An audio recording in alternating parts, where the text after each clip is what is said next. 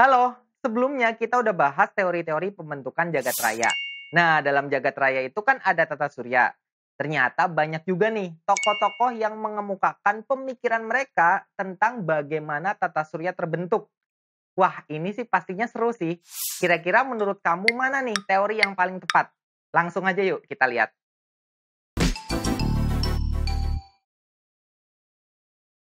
Oke, di video pembentukan tata surya ini, Kak Hendro bakal bahas definisinya dulu, baru nanti kita lanjut bahas teori-teori pembentukannya. Mulai dari definisi tata surya. Kayaknya kalau misalkan kata tata surya gitu ya, kita udah sering denger nih dari mulai kita SD. Tapi sebenarnya apa sih tata surya itu? Tata surya, kalau dari katanya, tata itu kan susunan. Ya, tertata rapi lah ya. Berarti kayak sebuah sistem. Sementara untuk surya ini merujuk ke matahari. Jadi tata surya ya sistem matahari, gampangnya gitu. Nah, kalau sebagai sebuah istilah, tata surya ini bisa diartikan sebagai sebuah sistem dengan matahari sebagai pusatnya, serta benda langit lain yang mengelilinginya. Benda langitnya apa, Kak? Bisa berupa planet dan satelit, komet, asteroid, meteoroid, dan benda langit lainnya. Oke, Kak Hendro punya soal nih. Jawab ya. Nah, kalau kita lihat kan matahari itu setiap pagi terbit dari timur. Kemudian dia gerak terus set dan tenggelam di barat di sore hari. Kejadian itu berulang-ulang kan setiap hari terjadi. Dari fenomena tersebut, mana sih pernyataan yang benar? A. Bumi pusat tata surya dan matahari bergerak mengelilingi bumi. Atau B nih, matahari pusat tata surya dan bumi bergerak mengelilingi matahari. Jawabannya jelas yang B, guys. Ingat definisi tata surya. Matahari itu pusatnya dan planet-planet termasuk bumi kita nih, itu dia mengelilingi matahari. Memang sih, pada zaman dulu pernah ada cerita kayak gini. Dulu manusia itu sempet nih terkecoh gara-gara lihat matahari terbit di timur dan tenggelam di barat. Makanya nih, mereka nganggep kalau bumi ini pusat tata suryanya. Tapi seiring berjalannya waktu, manusia akhirnya sadar. Mereka jadi tahu nih, kalau fenomena gerak semu harian matahari itu terjadi gara-gara buminya berotasi. Jadi seolah-olah benda langit lain itu kelihatan muterin bumi. Nah, itu tadi definisi tata surya. Sekarang Kak Endo mau lanjut bahas teori-teori pembentukannya. Terus gimana nih proses pembentukan tata surya? Sebenarnya nih kalau mau jujur, sampai detik ini belum ada satupun manusia yang tahu bagaimana sih sebenarnya tata surya ini terbentuk. Itu belum ada.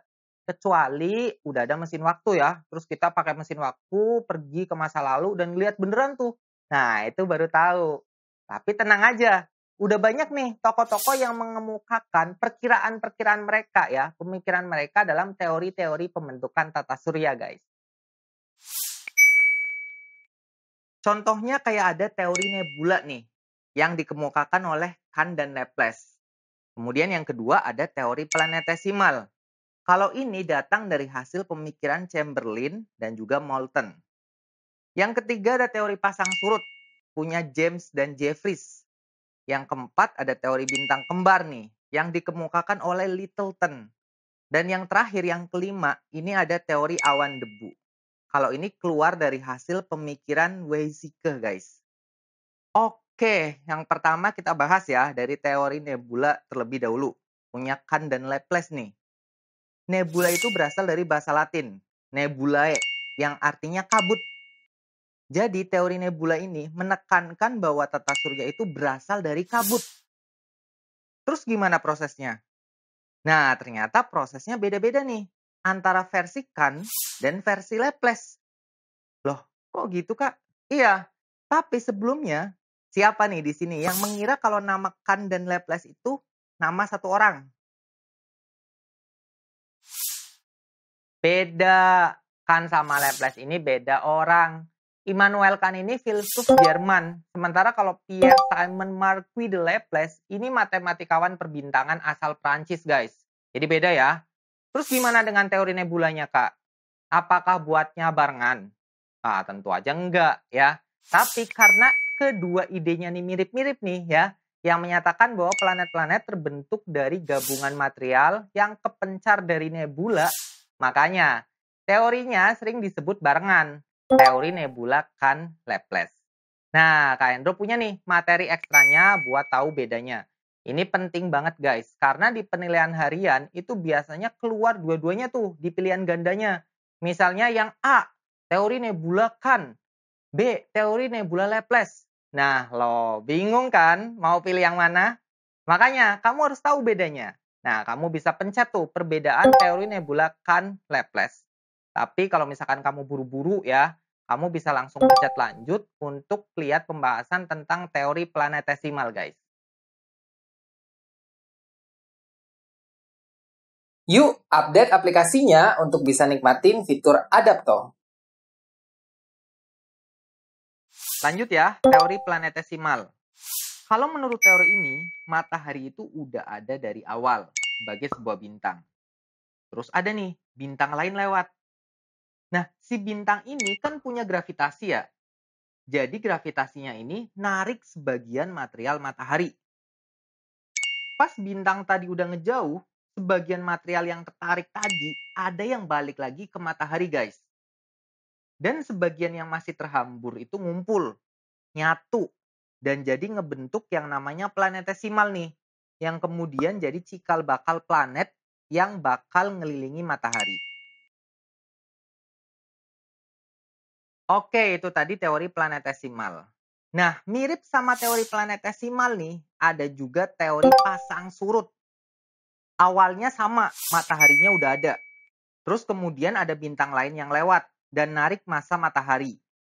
Bedanya, massa matahari yang ketarik ini ngebentuk gelombang pasang gas-gas yang kalau kita lihat ini gampangnya kayak cerutu guys bentuknya. Nah terus pas si bintang lainnya itu udah ngejauh ya, cerutu ini kemudian mendingin dan ngebentuk kumpulan planet yang ada sekarang. Kalau kita lihat ya dari cerutunya pas ngedingin itu, kan yang gede itu di bagian tengah tuh. Makanya pas jadi planet, nah ini planet-planet yang gede juga adanya di tengah. Contohnya kayak Jupiter tuh. Oke, Kak Hendro punya soal lagi nih. Coba jawab ya. Teori yang beranggapan bahwa planet-planet terbentuk dari massa matahari yang tertarik gravitasi bintang lain dan terlepas hingga membentuk cerutu, yaitu teori A. Planetesimal, B. Pasang surut. Jawaban yang tepat B. Teori pasang surut. Ingat nih, teori planetesimal sama teori pasang surut itu dasar pemikirannya sama. Awalnya material matahari ketarik nih sama gravitasi bintang yang lewat. Yang perlu diperhatiin, bedanya itu kalau si teori planetesimal beranggapan kalau material yang ketarik itu dalam bentuk material yang lepas. Kemudian nanti ngumpul jadi planetesimal. Nah, kalau teori pasang surut itu, material yang ketarik itu bakal ngebentuk semacam cerutu sebelum nantinya jadi planet-planet, guys. Oke, lanjut ya. Berikutnya ada teori bintang kembar nih.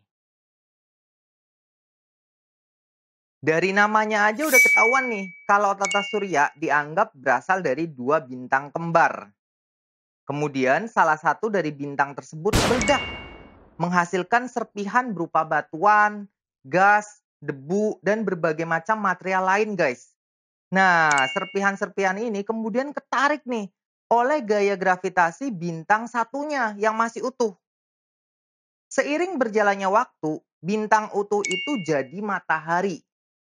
Dan material-material tadi tuh yang ketarik ya, jadi planet-planet, kemudian benda langit lain yang akhirnya mengelilingi matahari, guys. Lanjut ke teori terakhir, ada teori awan debu nih atau protoplanet. Menurut teori ini, tata surya itu terbentuk dari gumpalan awan dan debu dengan jumlah yang sangat banyak. Awan dan debu itu kemudian menggumpal, memampat, dan menarik partikel-partikel debu lain hingga ngebentuk gumpalan kayak cakram, guys. Cakram ini bentuknya tebal di bagian tengah dan pipih di bagian pinggir. Bagian tengah ini kemudian muter lebih lambat nih dan ngebentuk matahari. Sementara bagian yang di pinggir ini muternya lebih cepat dan ngebentuk gumpalan-gumpalan kecil yang akhirnya jadi planet-planet dan juga benda langit lain. Oke, ada soal nih. Teori yang mengemukakan bahwa tata surya awalnya terbentuk dari dua bintang, yang kemudian salah satunya meledak, adalah teori A. Bintang kembar, B. Awan debu. Jawaban yang tepat jelas A ya, teori bintang kembar. Teori yang ngomong kalau misalkan tata surya itu awalnya terdiri dari dua bintang dan kemudian salah satunya meledak. Nah, itu teori bintang kembar, guys. Nah, tadi kita udah bahas banyak hal tentang tata surya. Sekarang Kak Endo mau review nih dari awal. Di awal kita udah belajar tentang definisi tata surya yang ada matahari sebagai pusat dan juga benda langit lain yang mengelilingi matahari. Kemudian kita juga bahas teori-teori pembentukan tata surya dari mulai teori nebula yang intinya tata surya berasal dari kabut. Kemudian ada teori planetesimal, ada teori pasang surut, ada teori bintang kembar yang intinya awalnya nih tata surya berasal dari dua bintang yang kembar. Kemudian ada juga teori awan debu.